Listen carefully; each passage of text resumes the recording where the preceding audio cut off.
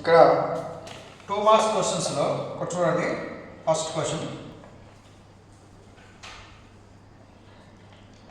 evaluate limit x tends to 3 x square minus 8x plus 15 by x minus x square minus 9. Okay na? The question is, and then evaluate limit x tends to 3 x square minus 8x plus 15 by x square minus 9 value ని కనుక్కోవాలి. అంటే మనం x is equal to 3 substitute చేయాలని అర్థం. ఓకేనా? Solution చూడండి. given limit x tends to 3 x square minus 8x plus 15 by x square minus 9. So that x value substitute చేయాలి. ఇప్పుడు x వాల్యూ సబ్స్టిట్యూట్ చేస్తే ఇది 3 స్క్వేర్ మైనస్ 8 ఇంటూ సబ్స్టిట్యూట్ చేసేటప్పుడు limit value మనం రాయకూడదు. సబ్స్టిట్యూట్ చేసినప్పుడు లిమిట్ వాల్యూ రాయకూడదు. So that X value అంతా 3 కాబట్టి 3 square minus 8 into X value అంతా 3 plus 15 by 3 square minus 9. That means ఎంత 9 మైనస్ 24 ప్లస్ 15 బై 9 మైనస్ 9 ఎంత ఇది 24 మైనస్ 24 బై 9 మైనస్ 9 0 బై 0.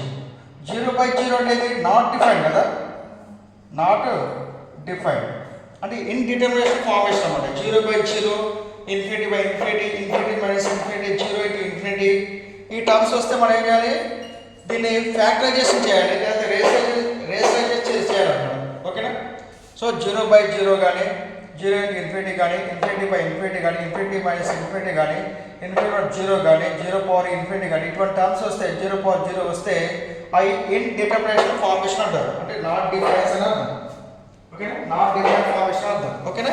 ఎప్పుడైతే ఇలా వచ్చినా మనం ఏం చేయాలి, దాన్ని రేషనలైజ్ చేయాలి లేదా కామన్ తీయాలి. ఓకేనా? ఫ్యాక్టర్స్ కట్టాలని అర్థం. ఒకటేంటి మనకి ఫ్యాక్టర్స్గా విడగొట్టాలి లేదా రేషనలైజ్ చేయాలన్నమాట. రేషనలైజేషన్ చేయాలన్నమాట. రూట్స్ ఉంటే రేషనలైజ్ చేయాలి. మరి ఫ్యాక్టర్స్ వస్తాయా చూద్దాం. ఫ్యాక్టర్స్ 0 బై 0 వచ్చింది కాబట్టి లిమిట్ ఎక్స్టెన్స్ టు 3. దీనికి ఇది క్వాడ్రాటిక్ ఈక్వేషన్ కాబట్టి దీన్ని ఎలా రాసుకోవచ్చు, దీన్ని X square minus 8x plus 15 is equal to ఏం రాసుకోవచ్చు 15 ఇంటూ 1 కదా. సో దట్ 15 ఎంత ఇది 5 3 రాసుకోవచ్చు కదా, 5 3. సో దట్ ఎంత ఇది x square minus 5 3x minus 5x plus 15 by X square minus 9 కూడా ఎలా రాసుకోవచ్చు, కింద డినామినేటర్ కూడా మనకు 0 వచ్చింది కదా. ఎక్స్ స్క్వేర్ మైనస్ 9 ఎలా రాసుకోవచ్చు, ఫ్యాక్టర్స్ వచ్చినట్టుగా డైరెక్ట్ ఫార్ములా ఇది. X square minus 9 x square minus 3 square a square minus b square a plus b into a minus b. Okay, a plus b into a minus b. X square minus 9 ఏ రాసుకోవచ్చు, x square minus 3 square రాసుకుంటే ఏ x square minus a square minus b square formula a plus b into a minus b, x plus 3 into x minus 3. So that it can be written as, దీన్ని రాసుకోవచ్చు మనం X square minus 3 square అని ఇంకొక step రాద్దాం. Limit x tends to 3. ఇది ఎప్పుడు రాస్తారంటే ఇది 0 by 0 formation వచ్చినప్పుడు రాస్తారు. ఓకేనా?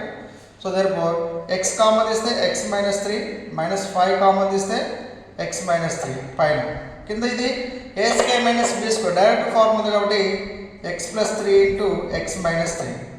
ఓకేనా? ఎక్స్ మైనస్ 3 కామన్ తీద్దాం. Limit x tends to 3 x minus 3 into x minus 5 by x plus 3 into x minus 3. ఓకేనా? ఎక్స్ మైనస్ 3 ఎక్స్ మైనస్ 3 ఒకటి, ఎక్స్ మైనస్ 5 ఉంది, X plus 3 x minus 5, X minus 3 cancel అయిపోతుంది కదా. So therefore limit x tends to 3 x minus 5 by x plus 3 ఉంది. ఎంత ఉంది, X minus 5 by x plus 3 ఉంది. ఇక్కడ రిమైనింగ్ రాద్దాం ఇక్కడ. సో దెర్ఫోర్ ఇక్కడ ఎంత ఉంది, ఇది limit x tends to 3 x minus 5 by x plus 3. ఇప్పుడు సబ్స్టిట్యూట్ చేయి, ఎక్స్టెన్స్ టు 3 కాబట్టి ఎక్స్టెన్స్ టు అంటే ఎక్స్ వాల్యూతో సబ్స్టిట్యూట్ చేయాలి, 3 సబ్స్టిట్యూట్ చేయాలి. 3 సబ్స్టిట్యూట్ చేయాలి ఎంత ఎక్స్ వాల్యూ సబ్స్టిట్యూట్ చేసినప్పుడు లిమిట్ వాల్యూ రాయడం అవసరం లేదు. సో దేర్ఫోర్ ఎక్స్ వాల్యూ 3 కాబట్టి 3 మైనస్ 5 బై 3 ప్లస్ 3 అంటే ఇది మైనస్ 2 బై 3 ప్లస్ 3 ఎంత 6 అంతేనా. So therefore 1 by 3 so limit x tends to 3 X square minus 8x plus 15 by X square minus 9 constant ఎంత 1 బై 3 అర్థమైంది రైట్.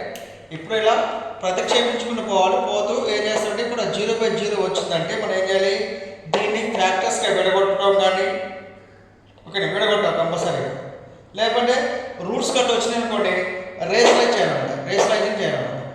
ఓకే సో దేనిపై దీన్ని రూట్స్గా విడగొట్టినట్టయితే ఈ విధంగా ఫ్యాక్టర్స్గా రాసుకోవచ్చు అన్నమాట.